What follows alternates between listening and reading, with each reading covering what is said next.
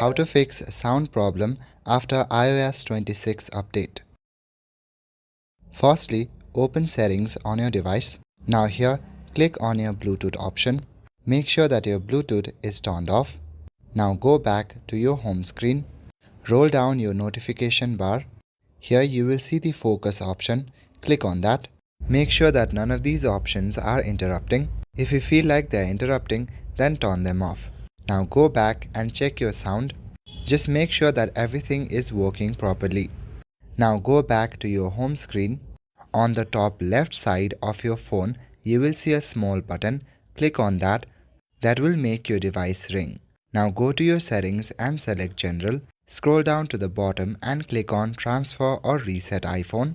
Select Reset from the bottom and select the option Reset All Settings. Enter your passcode and click on Reset All Settings. And now all your settings will be reset. Go to the search bar on your device. Go to App Store. Head over to your search bar on the top. Type in Apple Support. Here you will see the Apple Support app.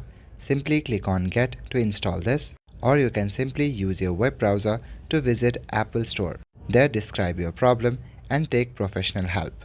That's all for today. Thank you.